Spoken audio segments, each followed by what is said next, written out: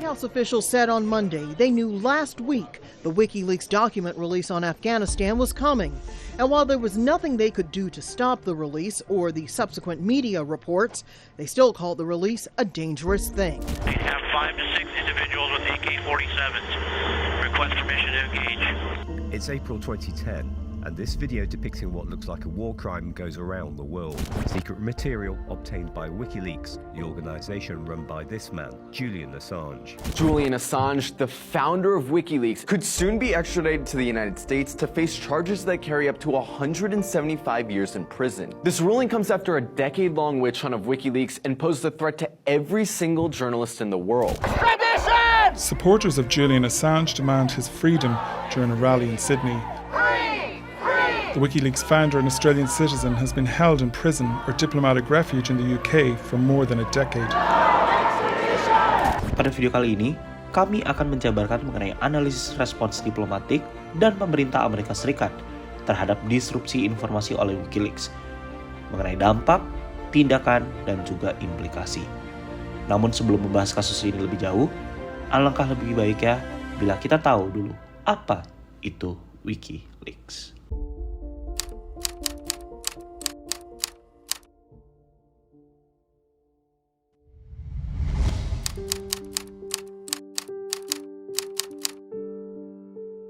Jadi, WikiLeaks ini merupakan salah satu organisasi media dan situs web yang berfungsi sebagai lembaga untuk berbagi informasi rahasia ataupun informasi yang berbau istimewa.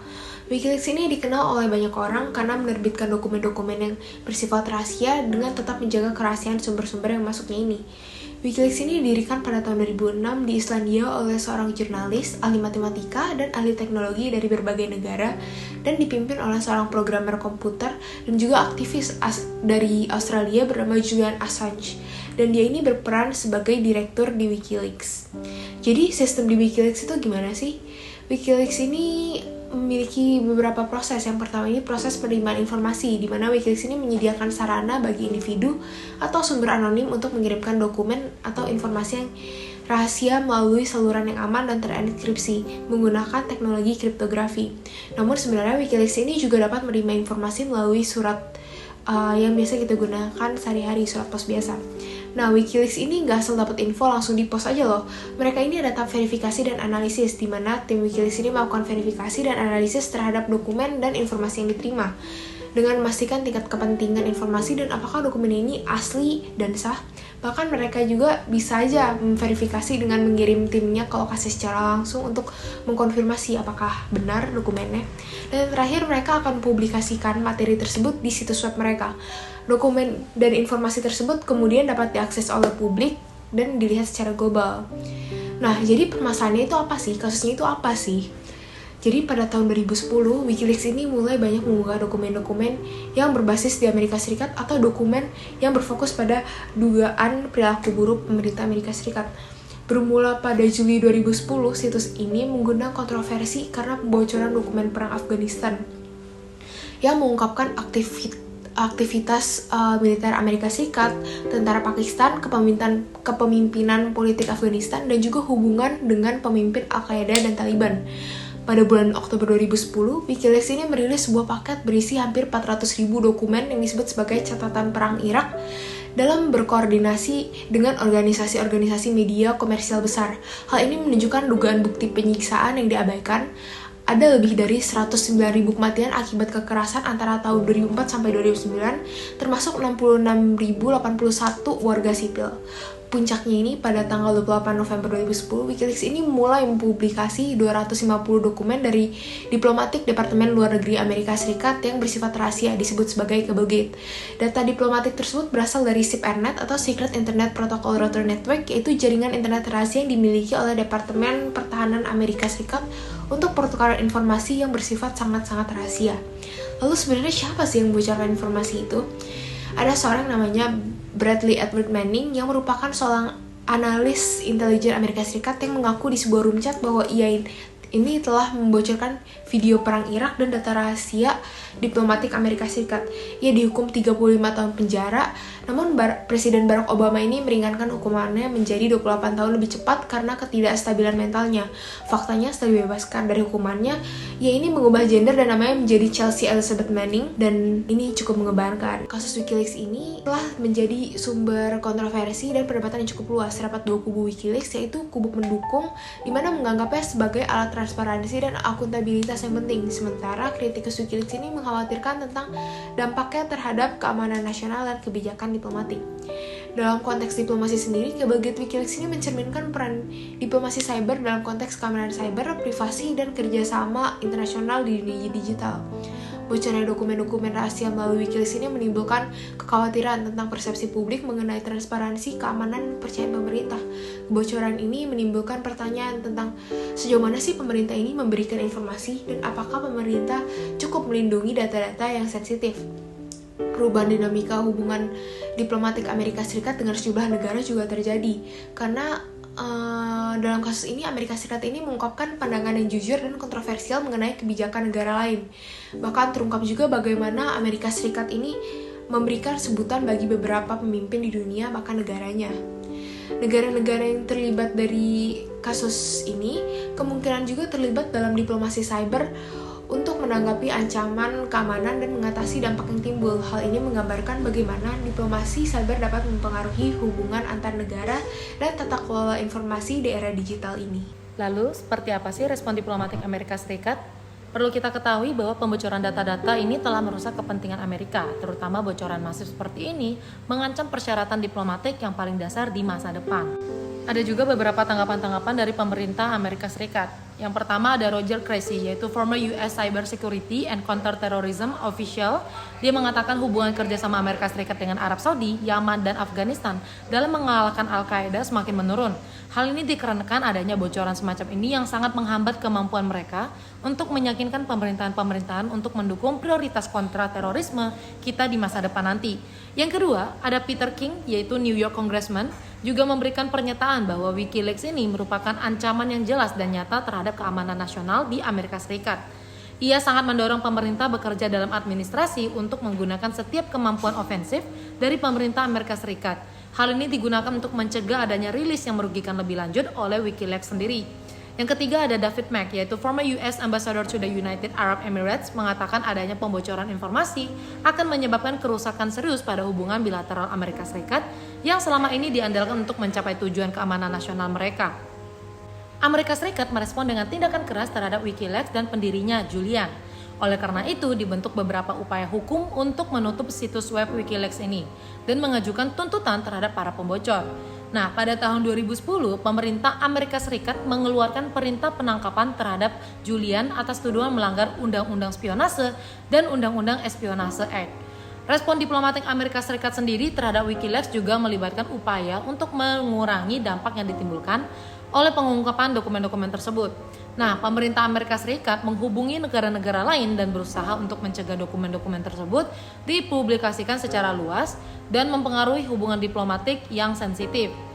Selain itu, Amerika Serikat juga mengambil langkah-langkah untuk memperkuat keamanan informasi dan mencegah kebocoran data di masa yang mendatang.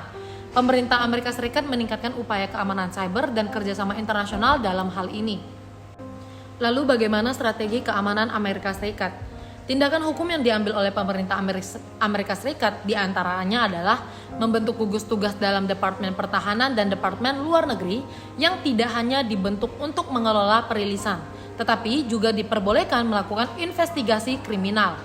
Amerika Serikat membentuk satgas khusus yang bertujuan untuk menangani WikiLeaks. Pertama, CIA membentuk sebuah tim khusus untuk mengevaluasi dampaknya terhadap hubungan diplomatik Amerika Serikat yang bernama WikiLeaks Task Force yang biasa disebut WTF pada tanggal 22 Desember 2010 bertugas untuk menangani dampak secara langsung yang dihasilkan dari file-file rahasia yang baru saja dirilis. Hal ini untuk meminimalisir dampak tersebut sekaligus untuk mempertahankan rasa percaya agensi rahasia dari negara-negara lain di dunia terhadap Amerika Serikat. Presiden mengeluarkan National Insider Trade Policy for Executive Branch Insider Trade Programs melalui Memorandum Presidensil. Negara Amerika Serikat seolah-olah membujuk berbagai pihak termasuk di dalamnya negara-negara lain untuk ikut memerangi WikiLeaks beserta awak-awak yang berada di belakangnya. Karena bagi mereka, WikiLeaks ini dianggap telah melewati batas dari standar-standar dan persyaratan mengenai kebebasan dan keterbukaan di bidang informasi.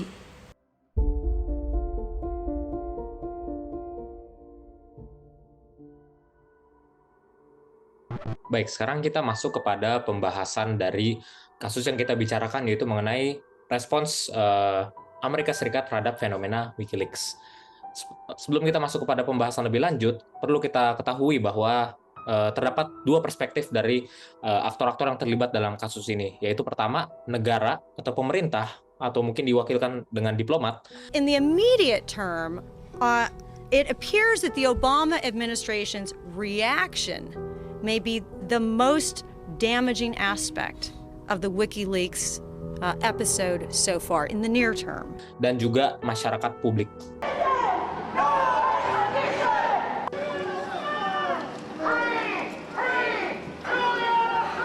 Nah, perbedaan perspektif dari kedua aktor yang terlibat adalah, pertama, negara atau pemerintah itu membutuhkan secrecy atau kerahasiaan untuk menjalankan tugas-tugas mereka, yaitu dengan adanya secrecy itu dapat membantu mereka dalam menjaga kerahasiaan pemberi informasi, menjaga agenda negara dari negara lain, dan juga seperti contoh-contoh misalnya zaman sebelum adanya internet dan media sosial, pemerintah atau diwakili oleh diplomat itu bisa saja pergi ke negara lain tanpa diketahui dan bisa menjalankan tugasnya dengan baik tanpa mengundang perhatian yang banyak. Nah, sementara ketika kita melihat dari perspektif masyarakat publik, mereka membutuhkan transparency and openness. Nah, pada dasarnya ada kutipan "The public deserves the truth". Ya, pada dasarnya masyarakat publik menginginkan kebenaran, menginginkan kejujuran dari pemerintah terkait isu-isu yang sedang dibahas. Sehingga dengan adanya transparansi ini akan memunculkan kepercayaan dari masyarakat. Jika masyarakat melihat bahwa pemerintah tidak bisa menjadi transparan, maka mereka tidak bisa memiliki kepercayaan terhadap pemerintah. Apalagi kebocoran-kebocoran informasi dari WikiLeaks itu adalah rahasia-rahasia negara sebenarnya. Dan ini membuat mengdrive perspektif publik untuk bisa melihat bahwa pemerintah sebenarnya sedang mungkin menyembunyikan sesuatu atau melakukan sesuatu yang salah di mata masyarakat. Dan fenomena ini sangat membuat gangguan terhadap aktor pemerintah dan juga aktor masyarakat publik. Selanjutnya kita akan masuk kepada penjelasan apa itu yang sebenarnya terjadi dalam fenomena WikiLeaks ini. Fenomena WikiLeaks ini dapat dikatakan sebagai disruption era, yaitu perkembangan teknologi dan informasi itu menciptakan gangguan terhadap berbagai profesi, termasuk diplomat. Nah, fenomena WikiLeaks itu memaksakan terjadinya transparansi. Memang awalnya pemerintah tidak merencanakan untuk terjadinya fenomena WikiLeaks ini, namun ada aktor non-pemerintah, yaitu Julian Assange dengan WikiLeaks, sehingga bisa melangkahi pemerintah untuk memberikan informasi kepada masyarakat, bahkan informasi tersebut adalah rahasia-rahasia negara. Nah, fenomena WikiLeaks ini menyebabkan relasi pemerintah sebagai pihak yang memerintah atau governing dan masyarakat atau pihak yang diperintah, governed, itu mengalami perubahan. Perubahan karena seperti yang sudah dijelaskan sebelumnya, masyarakat mulai tidak percaya kepada pemerintah, dan pemerintah jadi lebih sulit menjalankan tugas-tugas dan fungsi-fungsinya karena ada fenomena ini, yaitu pemaksaan terjadinya transparansi yang seharusnya pemerintah juga tidak mau membeberkan sebanyak informasi itu kepada masyarakat, terutama rahasia-rahasia negara. Maka dari itu, sebenarnya dapat kita lihat bahwa teknologi itu bersifat dua arah, atau dapat dikatakan teknologi itu double-edged sword. Pemerintah itu bisa memanfaatkan teknologi untuk menjangkau masyarakat, tetapi sebaliknya juga, masyarakat juga bisa secara transparan melihat kinerja pemerintah. Jadi, ini seperti pedang bermata dua. Nah, challenge yang timbul dari disruption era ini adalah, pertama, pemerintah harus bisa managing the fallout, atau mengatasi dampak yang terjadi, dan juga bagaimana pemerintah bisa retaining trust, yaitu mempertahankan kepercayaan. Pemerintah harus bagaimana untuk mengatasi WikiLeaks, dan bagaimana cara pemerintah tetap menjaga kepercayaan masyarakat. Karena jika fenomena ini terus berlanjut dan pemerintah tidak bisa memberikan respon yang bisa menenangkan masyarakat, maka kepercayaan masyarakat akan semakin menurun, dan juga kinerja pemerintah akan lebih sulit untuk dijalankan jika tidak ditangani dengan baik. Selanjutnya kita akan melihat respons dari government officials dan juga ada juga dari WikiLeaks terhadap kasus ini. Pada tahun 2010, Presiden Amerika Serikat, yaitu pada saat itu Barack Obama, itu pernah ditanyakan dalam sebuah acara di Las Vegas tentang fenomena WikiLeaks yang terjadi, yaitu pada waktu itu pembeberan dokumen perang Irak oleh Amerika Serikat dengan Irak, dan itu dibeberkan oleh WikiLeaks terhadap masyarakat mengenai kasus-kasus yang terjadi di sana, footage-footage yang terjadi di sana, dan terlihat bahwa secara kemanusiaan itu tidak adil untuk Amerika Serikat melakukan hal-hal tersebut terhadap masyarakat Irak. Tetapi pada saat itu Presiden Obama itu tidak sama sekali mengeluarkan kata-kata mengenai kasus ini. Bahkan dia hanya memuji tentara-tentara yang berani untuk terjun ke dalam medan perang dan juga kembali dari medan perang. Kemudian ada juga dari respons Pentagon Press Secretary, yaitu Geoff Morrell, pada tahun 2010, dia mengatakan bahwa sebenarnya semua informasi yang dibeberkan tersebut oleh WikiLeaks adalah informasi yang classified atau harus dijaga kerahasiaannya, sehingga sebenarnya tidak didesain untuk bisa dibeberkan kepada publik. Karena jika dibeberkan kepada publik, Geoff Morrell mengatakan bahwa justru ini hanya akan membahayakan prajurit-prajurit dari Amerika Serikat karena dibeberkan strateginya, cara mereka berperang, dan lain sebagainya, sehingga ini sebenarnya merugikan negara. Kemudian ada juga respons dari Amnesty International yang mengatakan bahwa sebenarnya ternyata melalui adanya WikiLeaks yang membeberkan rahasia negara ini dari Amerika Serikat, ternyata Amnesty International mengatakan bahwa akhirnya ketahuan juga apa yang dilakukan pemerintah Amerika Serikat terhadap Irak, dan juga telah melakukan international law breach, yaitu penerobosan hukum internasional yang sebenarnya melangkahi hukum-hukum internasional tersebut, yaitu pembunuhan dan lain sebagainya, dan hal-hal keji yang dilakukan Amerika Serikat terhadap di dalam perang Irak ini. Dan yang terakhir adalah saya ingin menjelaskan mengenai adanya respons dari Pentagon dan juga WikiLeaks. Jadi waktu itu Pentagon pernah mengatakan bahwa ada 300 nama orang Irak yang dibeberkan dalam dokumen yang disebarkan oleh WikiLeaks tersebut. Dan justru ini membahayakan nama-nama orang Irak tersebut. Dan ya pada dasarnya Pentagon ingin mengatakan bahwa yang dilakukan WikiLeaks itu salah. Selain merugikan Amerika Serikat, juga merugikan orang-orang Irak tersebut yang dibeberkan nama-namanya di dalam perang. Tapi WikiLeaks juga itu tidak takut untuk melawan balik dan mengatakan bahwa semua itu hanyalah kebohongan. Tidak ada nama-nama yang tercantum di dalam dokumen-dokumen perang Irak tersebut yang dibeberkan. Nah, sebenarnya poin yang ingin dijelaskan dari sini adalah adanya ketidakkonsistenan informasi dari pihak pemerintah dan juga oleh WikiLeaks, sehingga masyarakat itu menjadi bingung. Kami harus percaya yang mana? Karena Pentagon mengatakan A, WikiLeaks mengatakan B. Inilah masalah yang harus diatasi oleh pemerintah, karena masyarakat akan dibingungkan dan juga mungkin bisa masuk ke teori-teori konspirasi dan lainnya, sehingga ini membuat ketidakstabilan dalam masyarakat dalam sebuah negara. Pada dasarnya, Big Data yaitu himpunan data yang tersebar di internet, terutama mengenai informasi yang dibocorkan oleh WikiLeaks terkait pemerintah Amerika Serikat, adalah hal yang tidak bisa dikontrol dan dihindari negara untuk terjadi, mengingat perkembangan teknologi dan informasi. Akan tetapi, ini bukan sebuah kehancuran bagi profesi diplomat dan runtuhnya legitimasi pemerintah sepenuhnya. Justru di tengah big data ini, diplomat dapat maju sebagai otoritas pemerintah yang terpercaya untuk mengumpulkan data, mengolahnya, menganalisis, dan mengkomunikasikannya dengan baik secara transparan dan kredibel terhadap masyarakat publik. Tentunya tetap harus ada beberapa informasi yang dijadikan confidential untuk menjaga kerahasiaan identitas pemberi informasi dan hal serupa lainnya. Tetapi intinya, pemerintah harus bisa beradaptasi untuk memanfaatkan teknologi tersebut dan harus bisa untuk menjadi lebih relevan dibandingkan dengan WikiLeaks.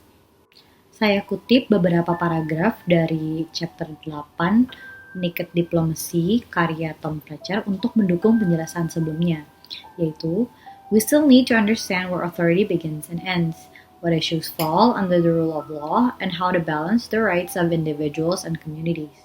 The internet won't solve all our problems, but we can't win without it. People are losing confidence in those in traditional positions of authority, so those who wish to exercise power will need to be more open, authentic, humble, and responsive. To do that, they will need to get smarter about using the power that they have. Governments will need to show that they have sufficient safeguards in place for the data that they can and will need to collect. Individuals will need to lead the debate about how we shape the digital services we use. Fletcher dalam buku yang sama juga menjelaskan mengenai dalam tanda kutip 3 peraturan utama bagi pemerintah dalam beradaptasi dengan kemajuan teknologi yang ada. Yang pertama adalah peraturan yang lebih jelas. Peraturan yang lebih jelas ini bermaksud untuk memberikan penegasan kembali terhadap pentingnya kerahasiaan dalam mencari informasi dan memberikan perlindungan bagi sang pemberi informasi agar tidak terkena dampak buruk dari berita-berita yang ada apabila berita-berita tersebut memungkinkan bagi sang pemberi informasi atau sumber informasi tersebut atau narasumber tersebut untuk terkena efek negatifnya seperti misalnya disakiti atau diteror dan sebagainya. Yang kedua adalah pemerintah yang tetap harus bertanggung jawab dalam kesalahan mereka dan tidak boleh menggunakan internet sebagai tameng mereka, seperti misalnya pemerintah yang menggunakan kerahasiaan mereka dalam berspionase atau melakukan penyadapan untuk menyalahkan masyarakat atau memberikan dampak-dampak negatif dan menyalahkan atas dasar kerahasiaan tersebut, pemerintah melakukan hal-hal yang negatif. Begitupun dengan peraturan ketiga, yaitu mengenai pengertian bahwa kita masih memerlukan orang-orang atau profesi-profesi yang bekerja sama dengan tatap muka, seperti misalnya para diplomat, dan melakukan hal tersebut diam-diam. Maksud dari diam-diam ini adalah di luar dari informasi yang diberikan oleh masyarakat, seperti misalnya masyarakat kan tidak selalu tahu apabila diplomat sedang melakukan diskusi dengan negara lain. Hal tersebut dilakukan oleh pemerintah dengan harapan bahwa apabila ada masalah yang terjadi, masyarakat tidak ikut panik dengan masalah yang ada atau tidak menimbulkan bias-bias tertentu atau perspektif baru yang akan kemudian melahirkan berita-berita hoax atau simpang siur. Maka dari itu, 3 peraturan tersebut penting. Peraturan-peraturan tersebut juga selaras dengan apa yang sudah dijelaskan sebelumnya mengenai tetap pentingnya kerahasiaan dalam pemerintah, meskipun memang masyarakat tetap harus sadar dan harus mau tahu mengenai berita-berita yang ada dan harus selalu update dengan keadaan negaranya sendiri. Selanjutnya, Amerika Serikat selain juga sudah membuat komitmen untuk bisa memerangi kejahatan siber ini seperti oleh WikiLeaks, akhirnya mereka setahun setelah pembeberan informasi perang Irak tersebut, yaitu pada tahun 2010, pada tahun 2011 tepat mereka membuat International Strategy for Cyberspace, yaitu pada intinya penegakan hukum untuk mengatasi masalah dalam cyberspace.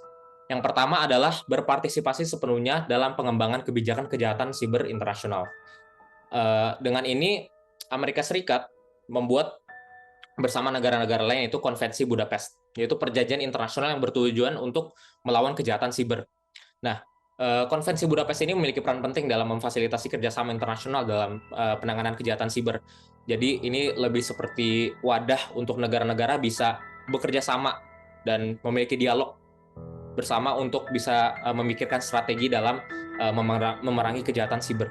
Yang kedua adalah mengharmonisasikan hukum kejahatan siber secara internasional dengan memperluas akses ke Konvensi Budapest, yaitu Konvensi yang Budapest yang sudah ada ini, wadah yang sudah ada ini, itu dibukakan akses untuk ke negara-negara lain agar bisa turut bekerja sama, yaitu dengan membuat hukum kejahatan siber yang seragam dan juga memfasilitasi pertukaran bukti, ekstradisi, dan jenis koordinasi lainnya yang dapat bermanfaat untuk negara-negara berkoordinasi dalam memerangi kejahatan siber.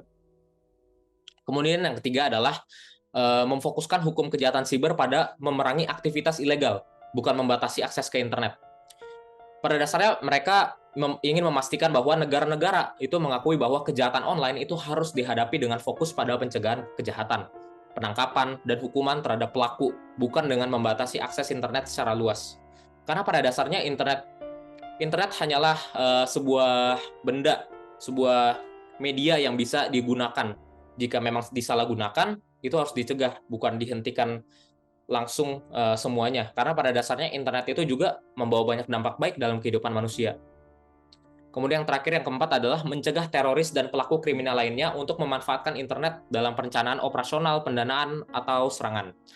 Ya, pada dasarnya Amerika Serikat itu berkomitmen untuk melacak dan mengganggu jaringan keuangan teroris dan kejahatan siber melalui alat-alat teknis dan kerangka kerjasama internasional seperti Financial Action Task Force.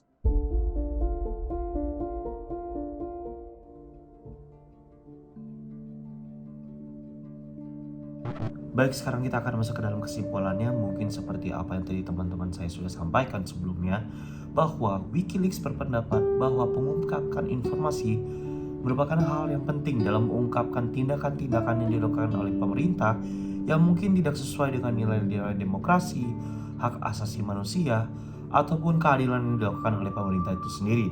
Maka dari itu, WikiLeaks mementingkan masyarakat, bahwa masyarakat sendiri memiliki hak untuk mengetahui seluruh tindakan yang dilakukan oleh pemerintah itu sendiri, baik secara domestik maupun internasional.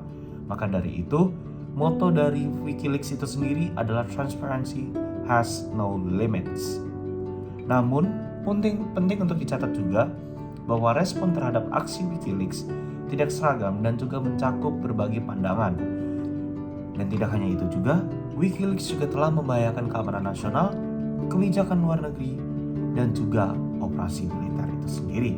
Disrupsi teknologi yang dibawakan oleh WikiLeaks itu sendiri memberi dampak yang sangat signifikan terhadap Amerika Serikat, khususnya berdampak bagi domestic politics dan juga international politics Amerika Serikat.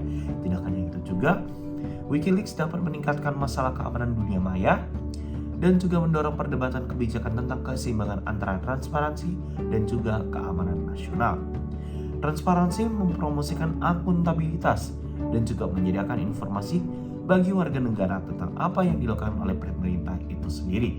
Namun, ada situasi di mana pengungkapkan rincian spesifik dapat membahayakan kepentingan nasional sendiri serta keamanan sebagai negaranya.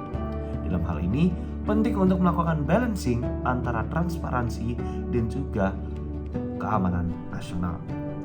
Balancing antara transparansi dan juga keamanan nasional memastikan bahwa kerahasiaan yang berlebihan tidak mengarah pada penyalahgunaan kekuasaan, kurangnya akuntabilitas, atau pelanggaran hak individu. Maka dari itu saya akan menggunakan satu kutipan dari Amy Zegart dari FBI Intelligence Analysts Association. Transparency is important, but transparency has limits because they are considering national security interest. At the same time, they trying to publish the information. Terdapat dua saran besar yang mungkin kelompok kami bisa tawarkan agar negara-negara bisa menghadapi ancaman dari WikiLeaks. Yang pertama adalah meningkatkan keamanan nasional. Terdapat 3 cara untuk melakukan peningkatan terhadap keamanan nasional. Yang pertama adalah perkuat keamanan siber. Yang kedua adalah tingkatkan klasifikasi dan juga kontrol informasi. Dan yang terakhir adalah tingkatkan pengawasan dan juga akuntabilitas internal. Saran kedua yang kami bisa tawarkan adalah melakukan kolaborasi. Kolaborasi ini bisa dilakukan secara aktif antar departemen pemerintah. Dan yang kedua adalah pemerintah dapat berkolaborasi dengan negara lain agar bisa menghadapi dan juga mengantisipasi ancaman dari WikiLeaks. Itu saja video dari kelompok kami. Terima kasih telah menonton dan juga terima kasih telah menyaksikan seluruh informasi yang kami sampaikan mengenai WikiLeaks. Mohon maaf bila ada salah kata. Sampai jumpa di lain hari. Terima kasih.